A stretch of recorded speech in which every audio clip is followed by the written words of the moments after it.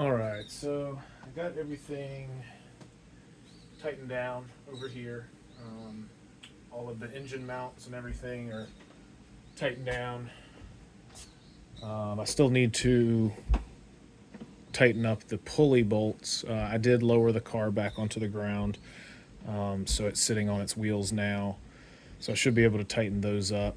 But for the time being, I'm going to get this radiator prepped and ready to drop in.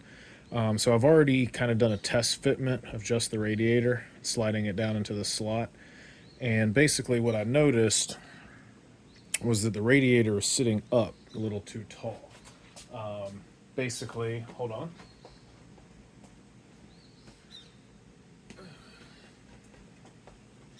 So basically the radiator stays that are supposed to hook onto the top of the radiator right here. When you put this grommet on the top post, the one up there, put the grommet on the top post, and basically this radiator stay, it sits up too high. So what I noticed was these lower grommets and the grommets on the top, both of these rubber pieces, they are not able to slide all the way onto these little pegs here because of the weld. So this weld that goes around here and then again on the top side is basically too big of a diameter to be able to fit into this hole all the way. So I gotta fix that somehow. So I think what I'm gonna do is I'm gonna get out my Dremel tool and with a little grinder bit attachment, and I think I'm just gonna try to grind this down a little bit and see if I can't make the fit a little bit better. The other thing I might try to do is get a drill bit and get a drill bit and maybe try to enlarge this hole just a little bit as well. So maybe a combination of the two should hopefully make this fit a little better, and the radiator sit down in the engine bay a little nicer. So I'm gonna get the Dremel out and start playing around. Those of you who have eagle eyes, you may be able to see that I've already put in this drain cock here. Do a little bit of a close-up for you. So basically what I've been told is that the thread pattern here is a 1/4 inch NPT. So I ordered a couple different 1/4 inch NPT drain cocks from Granger. One of them has this like nice 90-degree fit arrangement to it. So that, and then you just loosen that and tighten it back up. So I want to try this because that'll make it really nice to drain the coolant any point in the future. Just be able to open that, close it right back, drain some coolant out. So giving this a shot at first. If I've got issues with leaks or something like that, I might try another type of drain cock. But yeah, I really like this one if it'll work. So like I said, there we go. Here's what I was talking about that weld. See how that just doesn't go on all the way.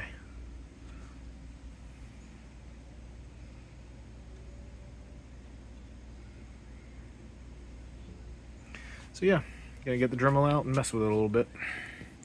See what I can do.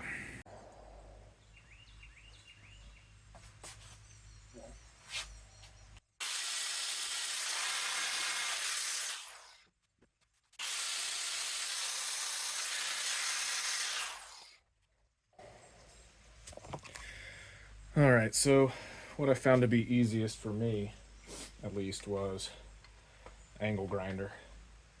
The Dremel I had, it was working, but it was working very slowly. So I just went ahead and got out the big dog. So I just ground down some of those welds around the outside of these pegs, and just periodically I was checking fitment And I can see now that got really good fitment. This goes all the way on flush, which I think that's probably about how it's supposed to be.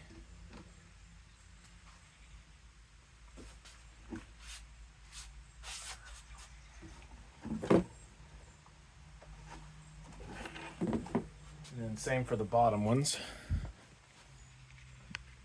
Show you close up. So the bottom grommets, they fit on there a whole lot better. They're not all the way down flush, but you know, much better than they were. So I'm gonna test fit this, see how it works.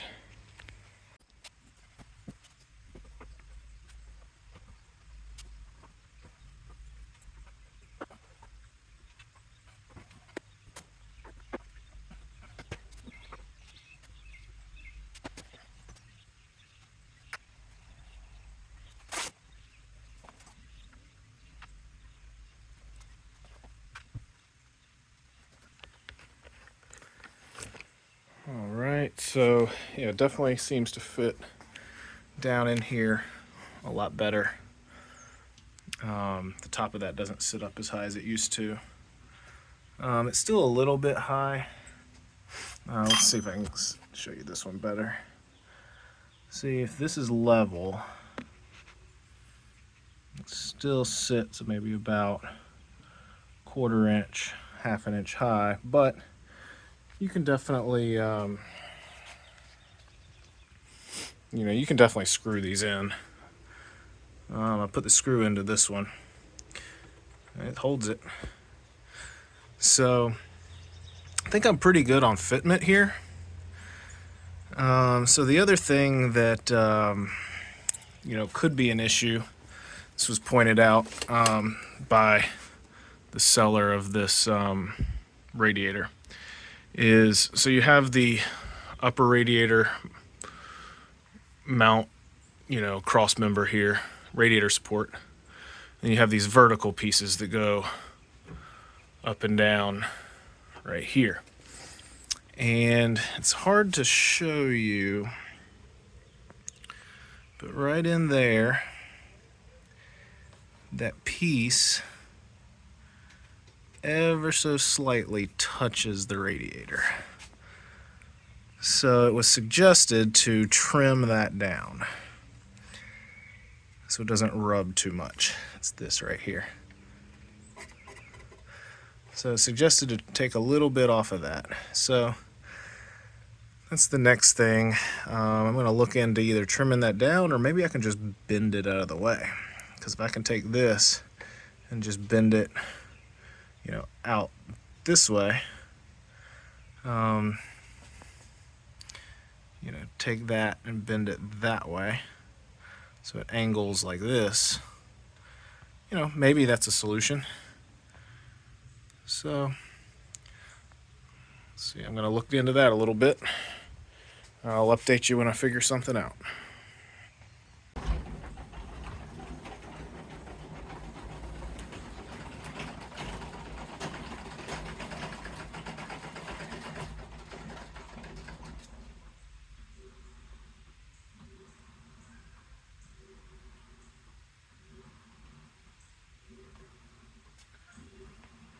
All right, welcome to another day of working on this project. So it's a Sunday morning here, a little bit cloudy, a little bit overcast, but it's supposed to turn into a really nice day. So I'm excited. I'm gonna have to, or not have to, get to keep the garage door open while I work today. Get some fresh air, vitamin D, and all of that. So anyways, come in here, and so last night when we left off, basically I was looking at the gap in here between the radiator and the vertical radiator supports. So in order to in order to get an accurate view as to what's going on, I went ahead and secured these upper radiator stays down all the way with the hardware they came with. So the radiator is nice and solid and in place here. And basically what I think I have noticed is I think we're good on fitment. I don't think I need to do any trimming or anything. So what I'm going to do is put a big light, shine a bunch of light in here, and let's see, I may not be able to show you all the way down, but anyways, I can see light coming through that gap all the way down. So that means it's not touching. And same thing with this side. Put the light over here, and I can basically see light all the way down that gap. So it means it's not touching. So for me, at least in my coupe, with new bushings, so that everything is, kind of in, factory alignment, so to speak. Looks like everything's good here. So it's fantastic news. So it means I can just move forward and not have to modify the car anymore. So what I'm going to do is I'm going to pull this back out. I'm going to attach the radiator fans, temperature sensors, anything else that needs to be attached to the radiator. Do that while it's out. Now the car's on the ground. I'm going to tighten up, torque down the crank bolt and some of the other nuts and bolts that are down here. Just get a torque wrench on them, make sure they're right, and then work on putting the radiator back in. So that's the project for today.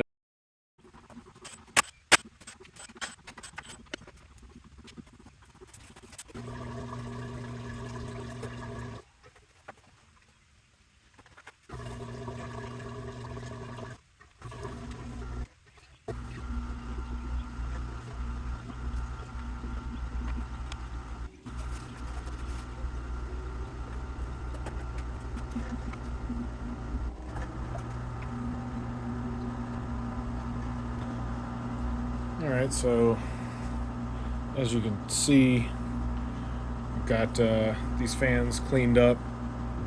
These are not new, but they're from a low mileage Legend. They're actually from the JDM Legend I've got out there, with about 75,000 miles on it, on that car. And these fans came out of there. So they're nice looking, not rusted, anything like that, so I wanted to put them in this car. Long story short, I think that JDM car might have a blown head gasket. I'll get to that in another video. But if that's the case, I want to start basically using the nice parts from that car on this car. And it was just easier when I swapped the radiator from this car into that car. It was just easier just to swap the fans and everything along with it. So basically got these sort of set in place here. It looks like maybe perhaps these posts that you screw the fan shrouds into, it looks like they align mostly okay, maybe a little bit. A few of them are out of alignment a little bit, so I'm going to pause the recording and just kind of tinker with this a little bit off camera, and then I'll get back to filming once I figure out kind of my path forward. Alright, so I apologize for some of the background noise. I've got some laundry going on, and I share a garage with the laundry room, or the laundry room shares with the garage, however you want to look at it. But anyways, I was able to get all these little screw bolt things in. Basically, I was able to just push the plastic in just enough to be able to get those in. So I didn't have to modify the actual radiator at all. So I've got the fans sort of secured. for the most part in place where I want them.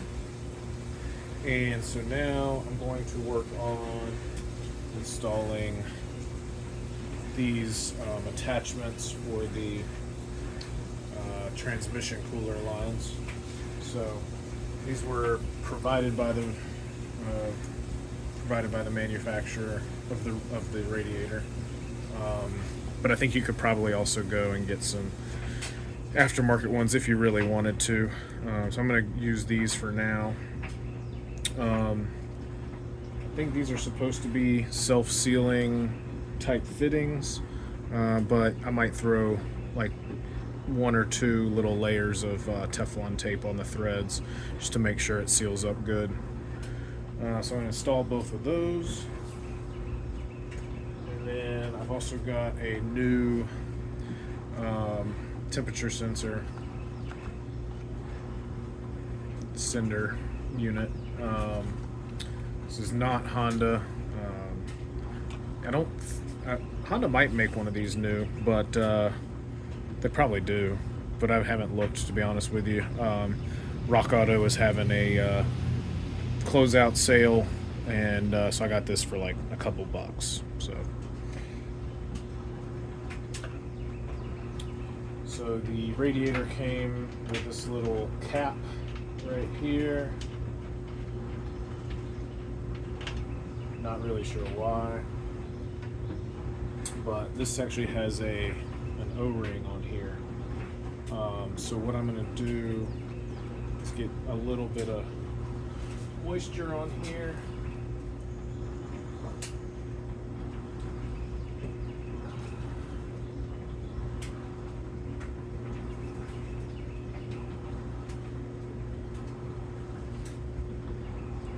And this should definitely be self-sealing because of the O-ring, so don't need any Teflon tape on that.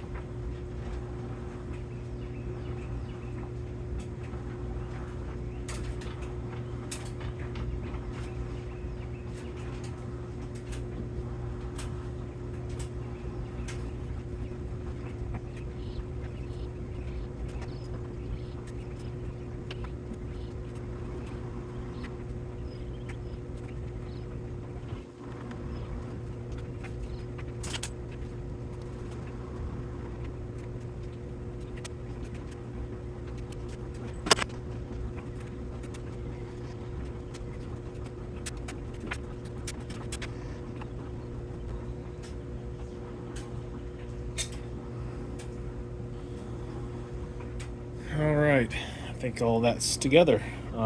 Ready to go in the car.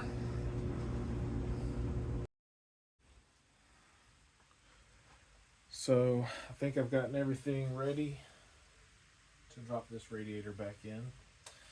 I just spent some time wrapping some electrical tape around some of these wires and things, just kind of cleaning that up a little bit. I've checked all my bolts and things down in here, made sure everything's tight. I think that the pulleys the belts have a good tension on them. I'm not an expert. This one feels maybe a little tight,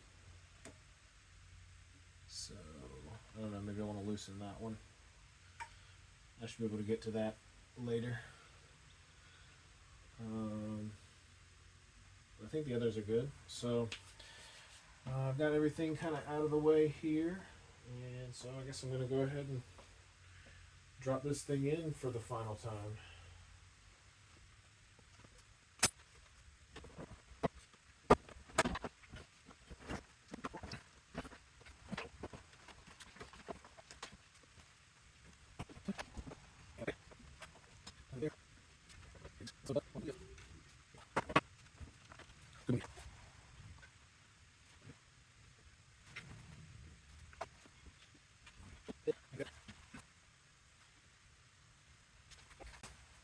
Alright, it looks good.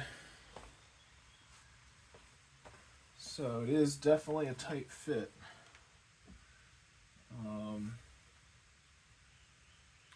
But it fits.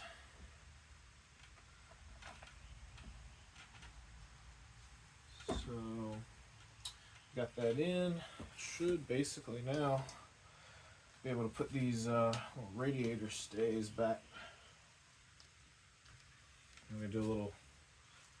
Got some touch-up paint. I might touch up around here and let that dry. So I'm gonna put on one of them just to sort of hold this still.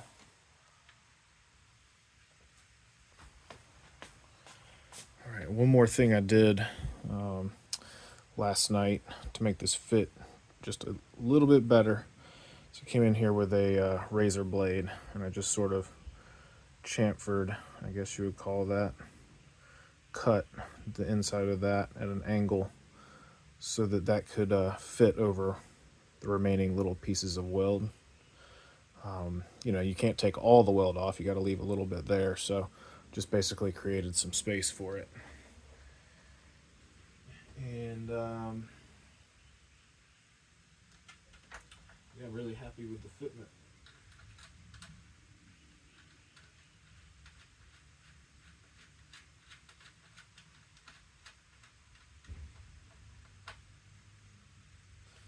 So there we go.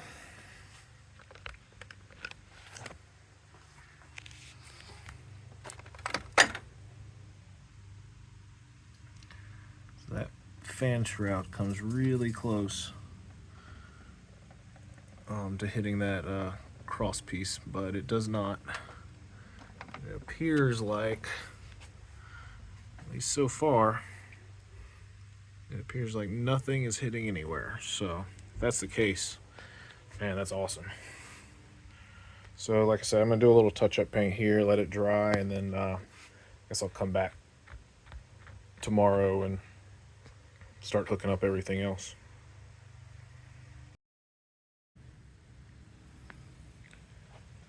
So off camera, I did a little touch-up paint here and put this radiator stay on. Went ahead and put on the upper lower radiator hoses, reconnected the transmission cooler lines at the bottom, reconnected all the electrical to the fans and to the temperature sensor. Let's see, what else did I do? Just reconnected the relay box here and just dropped in the battery.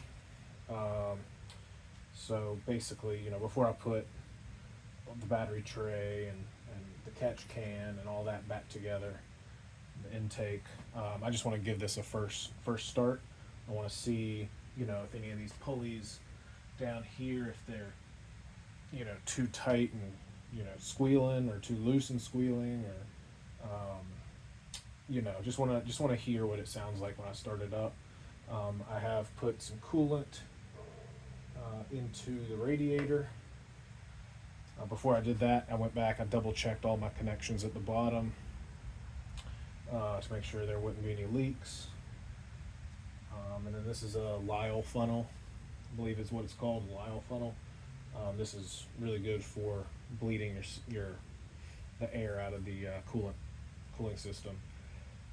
Basically what I did was I put this on and I loosened the bleeder valve here while I was pouring the coolant in. That basically just allows the air to escape here while you're pouring it in. It goes in a lot faster, and then some of the coolant will start to come up out through this hole.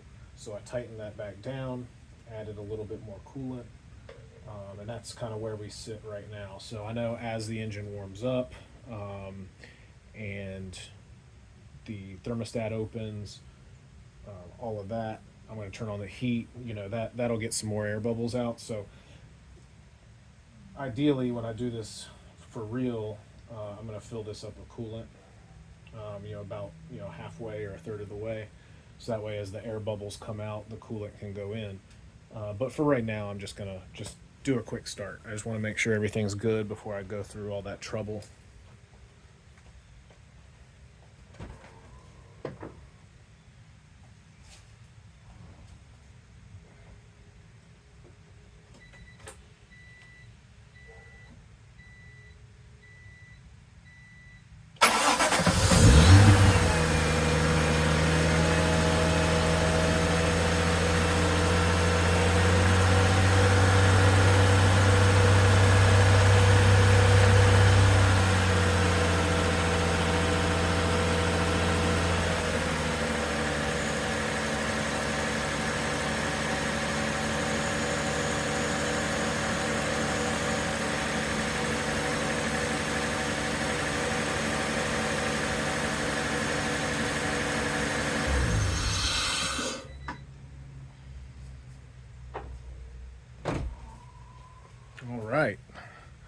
I'd say that's a success. I'm going to go through and I'm going to take the battery back out. I'm going to check all the belts, check everything again, but nothing made noise. I don't think anything's leaking. So this might have been just perfect first try, which is awesome. That's why I take my time. Take things one step at a time. Make sure it's done right the first time. But again, I'm gonna take the battery out, check all the nuts and bolts, put the battery back in with the battery tray, put the intake back in, fill up the Lyle funnel, and start this air bleeding process.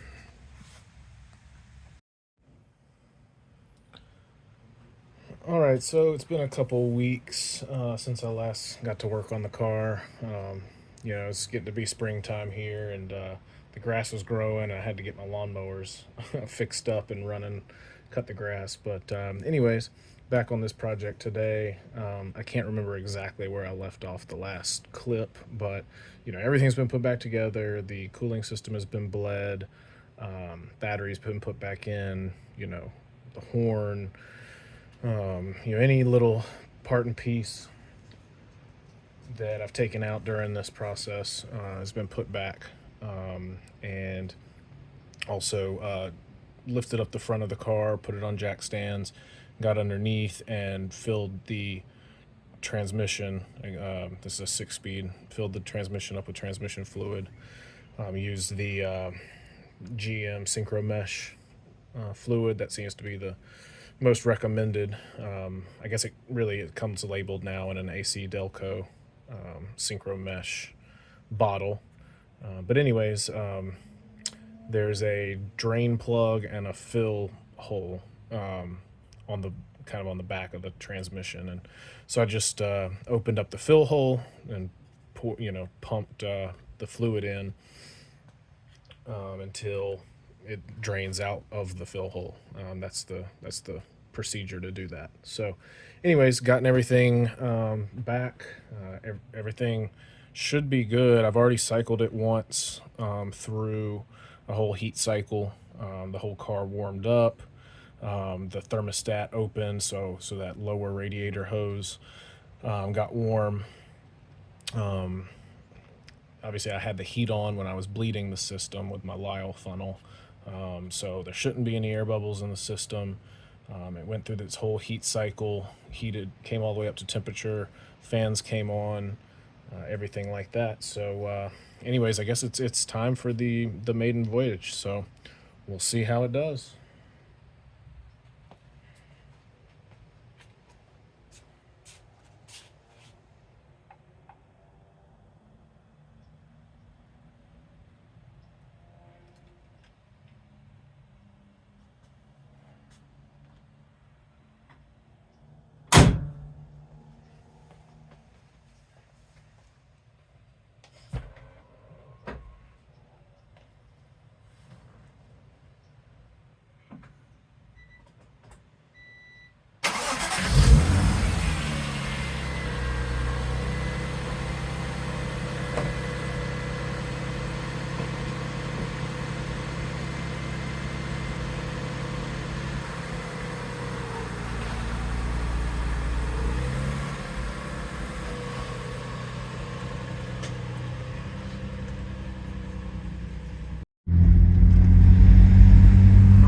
So I'm just cruising around the neighborhood. So far everything sounds good. I don't have any belt noises or anything like that. So no lights on the dash. That's always good. Got a really dirty windshield. Don't know if you can tell, but I can. It's definitely time to give the car a wash. So I might do that this afternoon or tomorrow, but yeah, we're just driving around in the neighborhood. So far so good.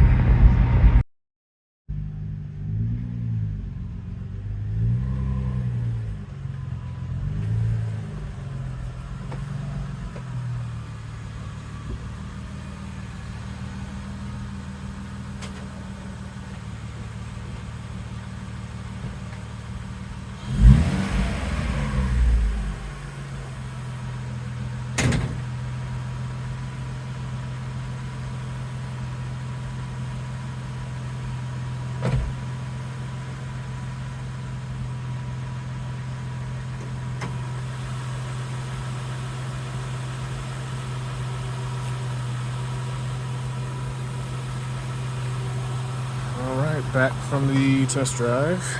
Everything seems to be good.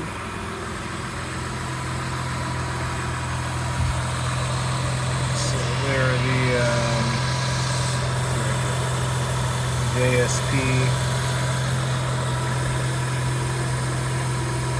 JSP fan,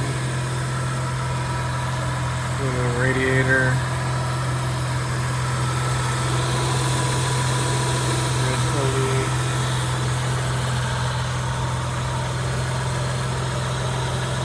red pulley, lightweight pulley,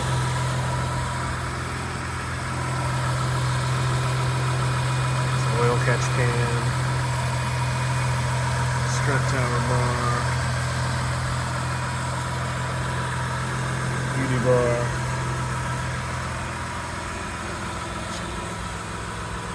JDM clears,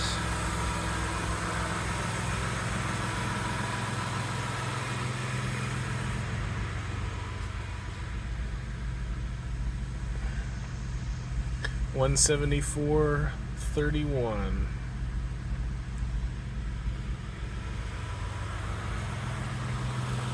All right, well, thank you guys for watching this series.